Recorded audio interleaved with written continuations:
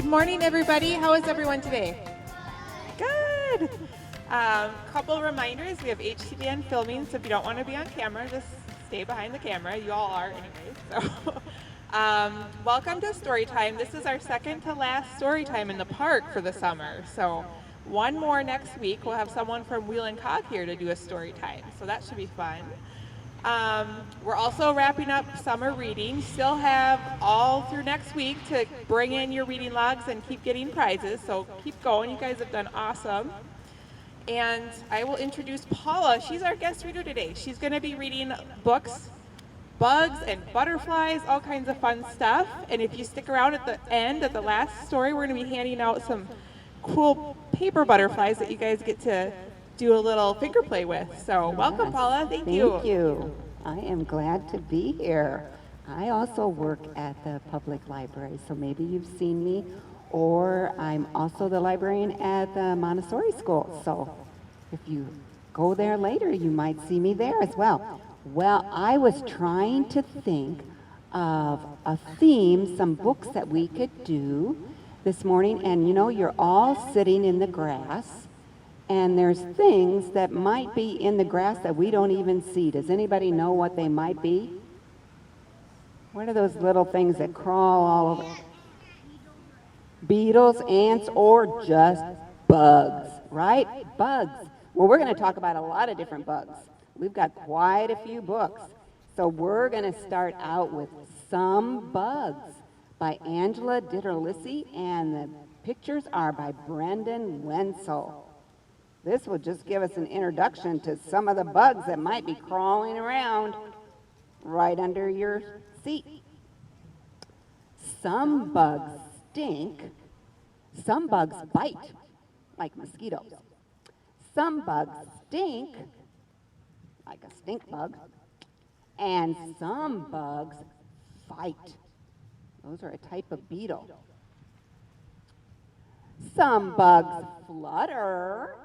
We're going to see more of them in a little bit. Some bugs crawl. Look at the little bugs crawling down here. And there's a ladybug. Some bugs curl up in a ball. Do you see all those little things? Those are pill bugs. And they're all curled up in a ball. And look at the raccoon looking at those little bugs. He probably wants to eat one. Some bugs hop, like grasshoppers. Some bugs glide, like a katydid. Some bugs swim. These are a type of beetle. And some bugs hide. Look at the ladybug hiding under the leaf because look, there's a bird coming trying to find a bug to eat. Some bugs click, like the click beetle. Some bugs sing, like a cricket. Some bugs do a buzzing thing. That would be what? Bees, right?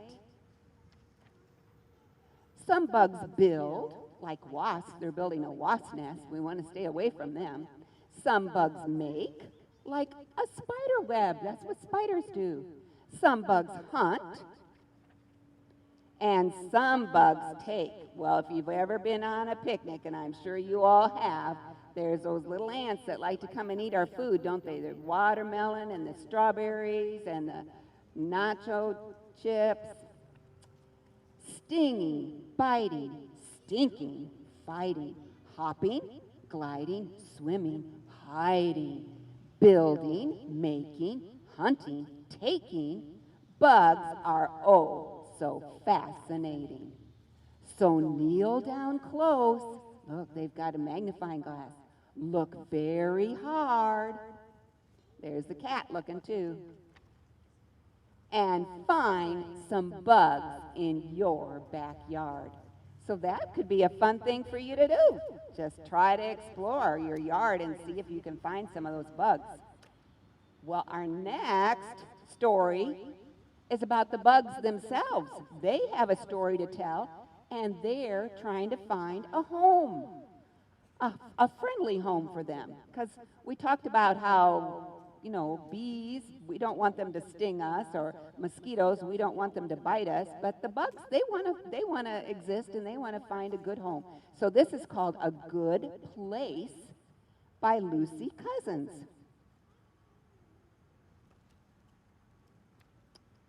Four insect friends were looking for a good place to live. I want flowers, said Bee. I want leaves, said Ladybug. I want dead wood, said Beetle. I want a pond, said Dragonfly. Soon the friends found some beautiful flowers. Maybe this is a good place to live, said Bee. They're all kind of looking like, ooh, this looks nice. But the flowers were growing on a busy sidewalk. See that big shoe? Whoa, that would crush the bugs, wouldn't it? Oh no, this is not a good place. Then the insects found a tiny pond. Maybe this is a good place, said Dragonfly. Remember, the Dragonfly wanted water. But the pond was just a dirty puddle on a noisy road. Look at what's coming. A car. Is it going to crush the bugs? Yeah. Oh no, this is not a good place. Soon they found some dead wood. Hooray, said Beetle. Maybe this is a good place. But the dead wood was in a smelly pile of garbage. Look at the old bottles and cans. Ooh. Oh no, this is not a good place. Look, said Ladybug, some gorgeous green leaves. Maybe this is a good place.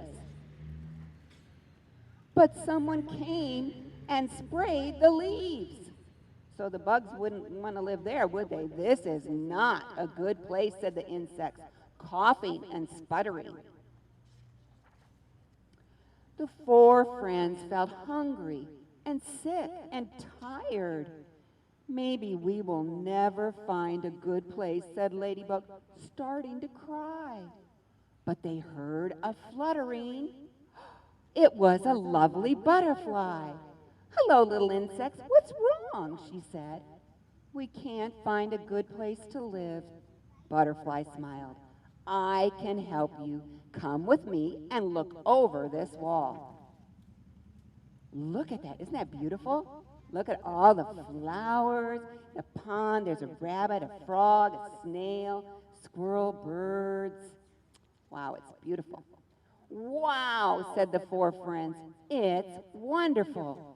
The boy who lives here loves insects, and he has made his garden a good place, said Butterfly.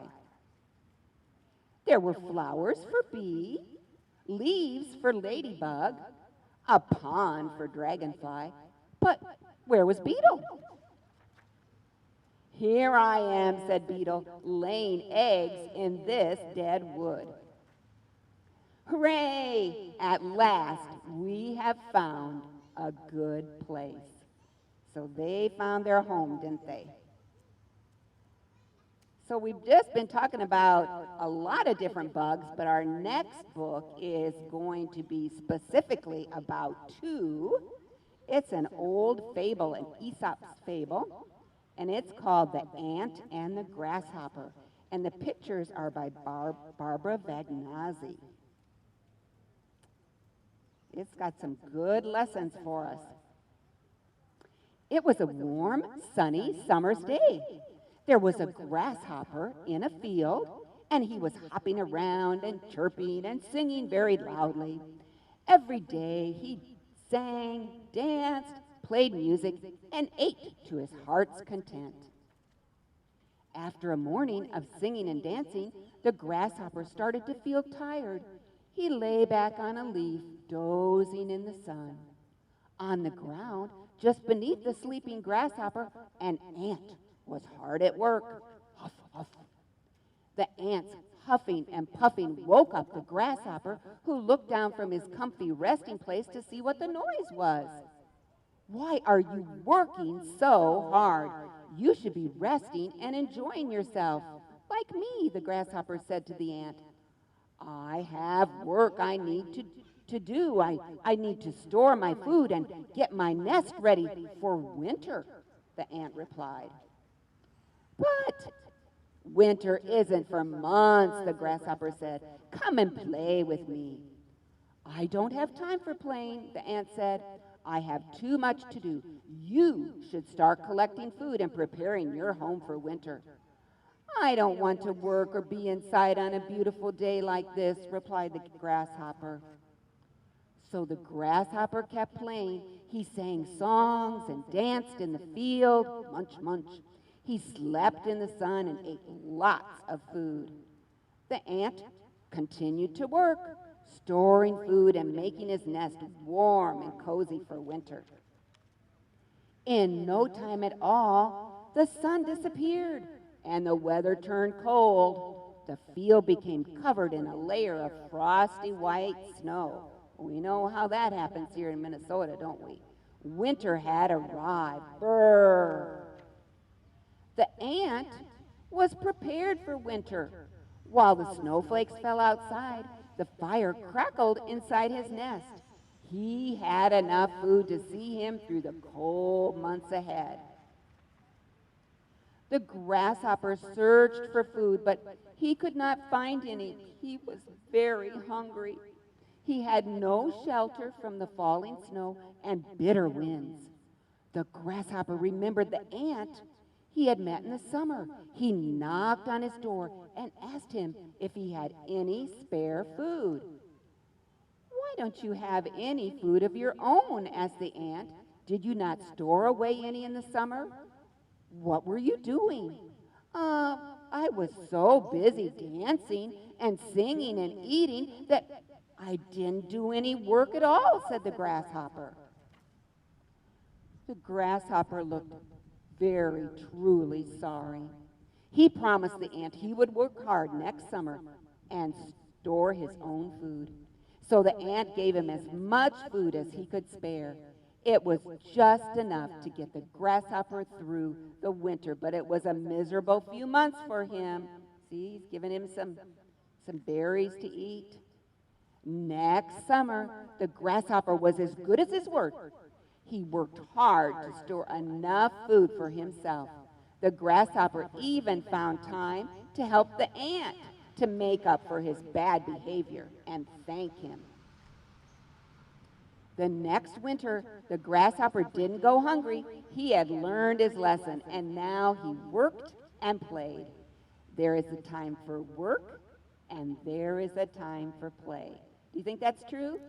Do you sometimes have to do your work first, like clean your room or help set the table before you can play? Right. So the grasshopper had to learn that lesson, didn't he? All right. We've got quite a few more books. We're going to see how many we can get to, but this one is entitled The Very Quiet Cricket by Eric Carle, and that's a bug that we hear at night.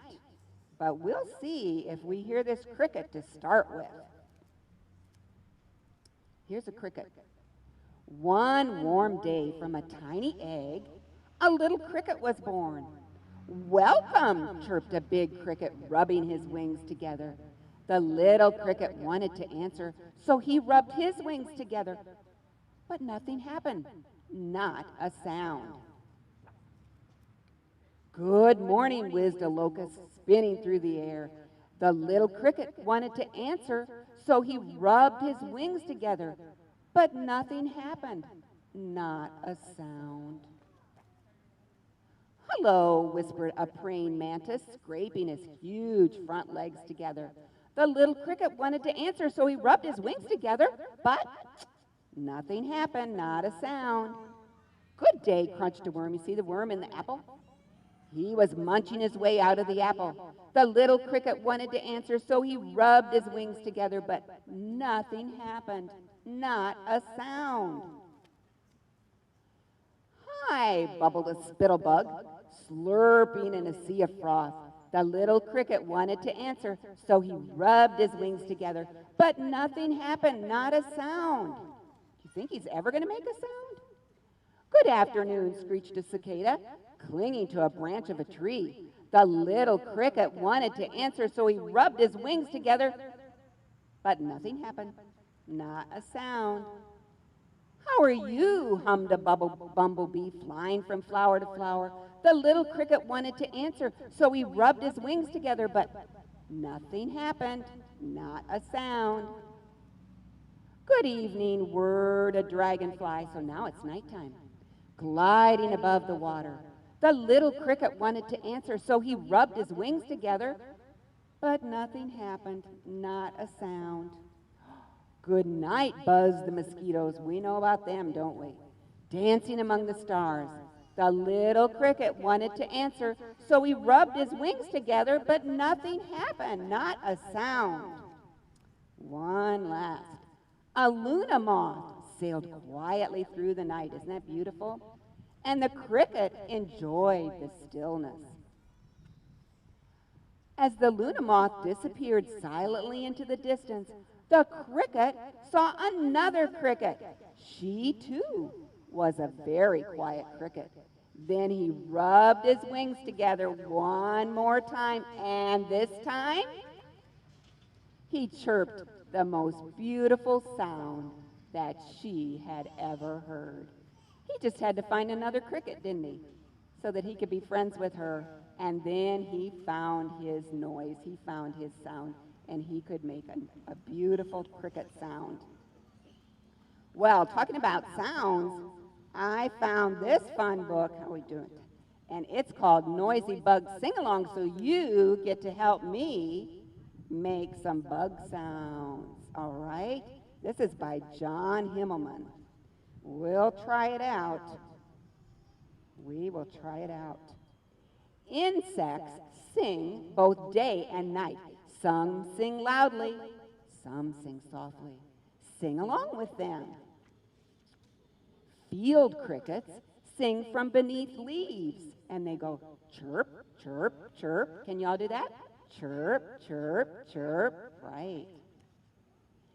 Tree crickets ring like a telephone. Ree, ree, ree. Let's hear it. Ree, ree. Good. Mole crickets call from a tunnel in the ground. Dirt, dirt, dirt, dirt, dirt, dirt. Can you do that? Dirt, dirt, dirt. Right. A click beetle clicks as it flips through the air. Click, click. Yep. Good job. The tiger moth makes a very high squeak. This is a tiger moth. When a bat comes too close. Squeak, squeak. Yep, I hear him. A dog-day cicada buzzes loudly in a tree. I think I'm hearing some of them now that we're in August. A bumblebee buzzes softly inside a flower. Can you do zzz? Right. A mosquito hums in your ear. Hmm, hmm. Good job. A butterfly flutters by in complete silence, so we just gotta be quiet. Yeah. True katydids call from the very tops of trees. That's right. This bush katydid sings from a blueberry bush. Tick, tick, tick, zee, zee, zee. Tick, tick, tick, zee, zee, zee. Can you do that? Tick, tick, tick, zee, zee, zee. Right. Good job. A grasshopper snaps its wings as it floats in the air.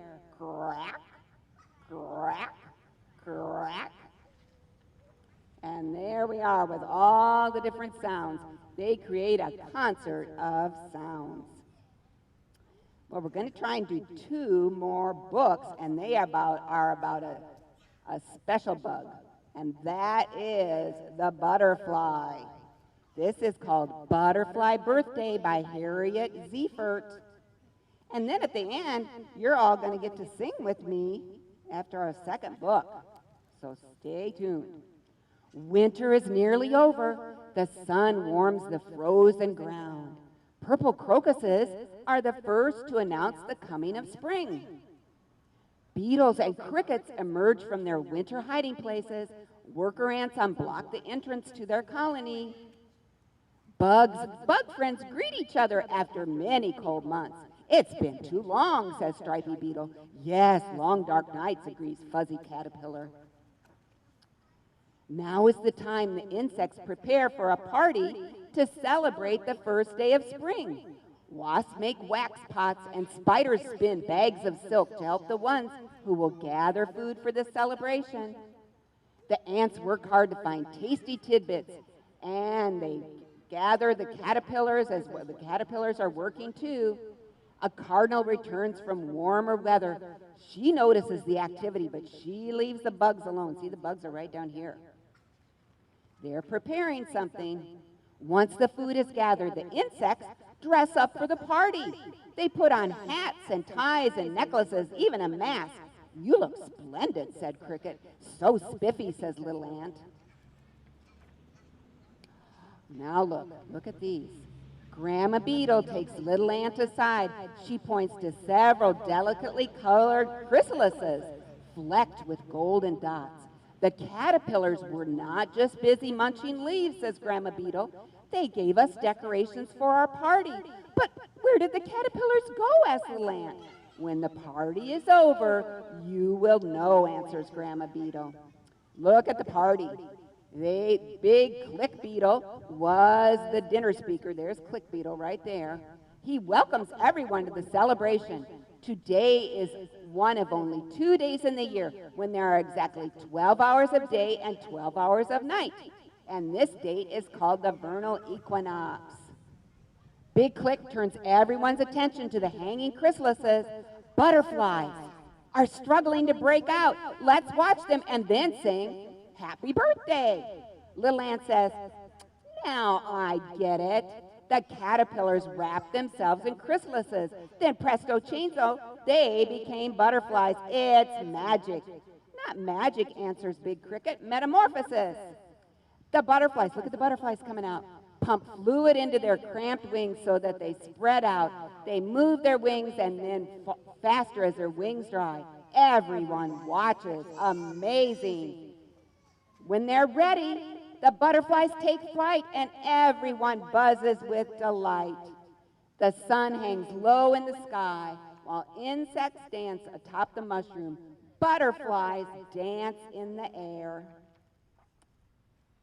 As night falls, moths emerge from their cocoons and join the celebration, and fireflies are up in the sky as well. Look at that beautiful birthday party.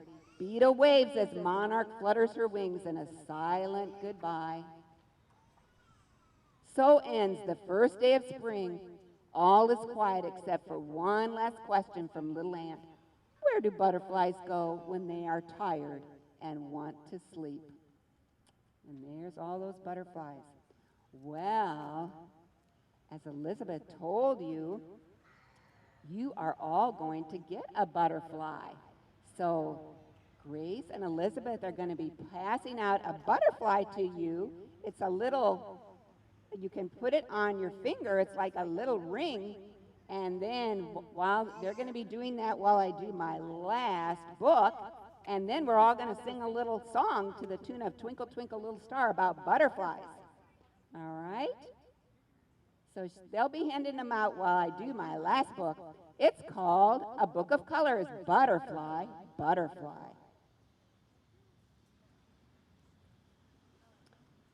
One day, Lucy saw a beautiful butterfly. She played with it and chased it all around the garden. The next day, Lucy couldn't find the butterfly anywhere. But she did find a pink earthworm wriggling along the ground and a brown spider busy spinning her web. Then Lucy discovered a green beetle, oh, here's our green beetle, and a family of very spotty red ladybugs scurrying around.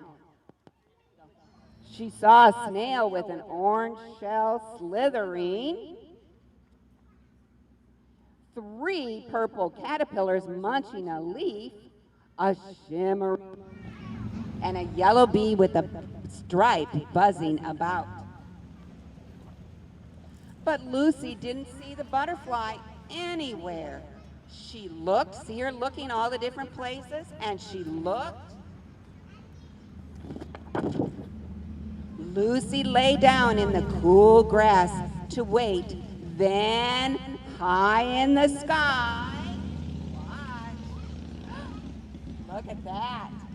There it was, her colorful, beautiful butterfly. You see my butterfly? And now all of you have one as well.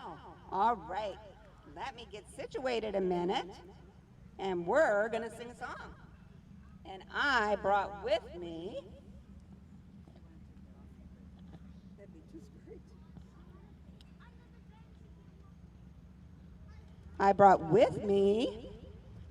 a bigger butterfly. Look at my butterfly.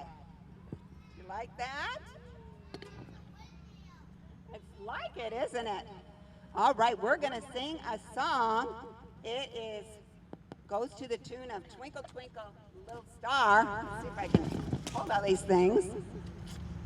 And it goes, once I saw a butterfly dancing in the clear blue sky. Through the meadow he would go, flying high and flying low. Once I saw a butterfly dancing in the clear blue sky. So let's make your butterflies go, and we're going to start singing. Once I saw a butterfly. Can you make your butterflies go? Dancing in the clear blue sky. Through the meadow he would go, flying high and flying low. Once I saw a butterfly dancing in the clear blue sky. Well, you enjoy your butterflies, and thanks for coming to Stories in the Park, okay? Bye-bye.